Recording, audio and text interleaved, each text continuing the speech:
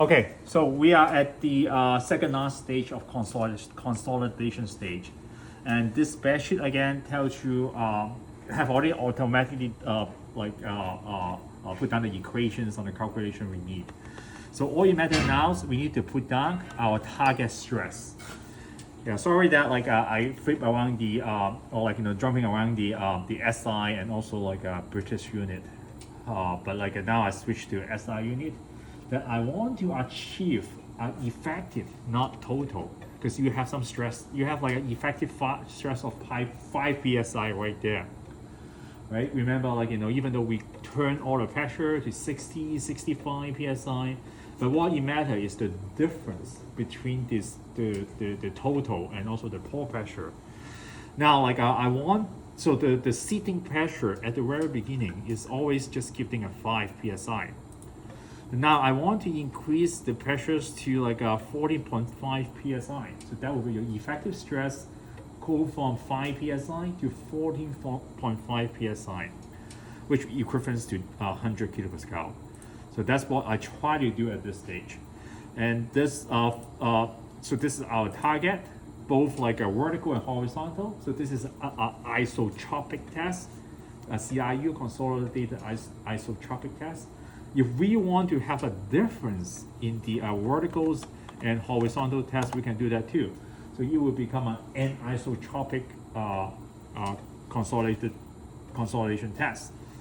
But now today, let's do isotropic. Let's keep it simple. So also we put in the sample pressure,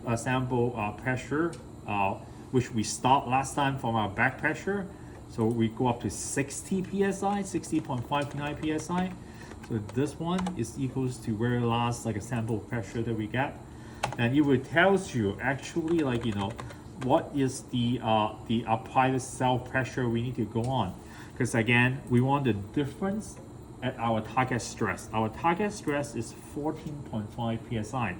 So the difference of the cell pressure and the back pressure, the difference between those two numbers is our target, 14.5 psi. Meanwhile, this also calculate the applied vertical load we need to do on our triaxial test, our triaxial the load frame. So here, from this stage now, because we assume we have full saturations. Assume that we didn't did that today, but we assume that B value is already past 0.95, so fully saturated. So we start to monitor all the water comes in and come out. At full saturations, whatever water comes in and whatever water comes out, that corresponding to the volumetric change of the soil specimens. So here we can go to, before we start, right, everything is drained, everything is open. So if we have this too, provided that we keep monitor the pipette, the volume change. So now we have our pipette at a 4 millimeter there. So we put down this to be 4 milliliter.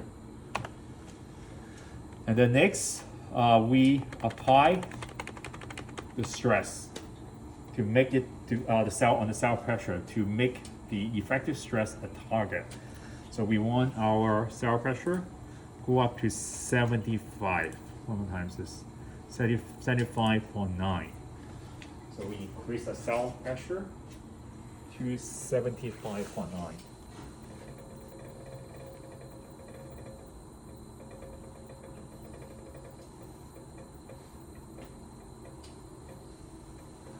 So when you go to high pressure, it starts to be hard to turn.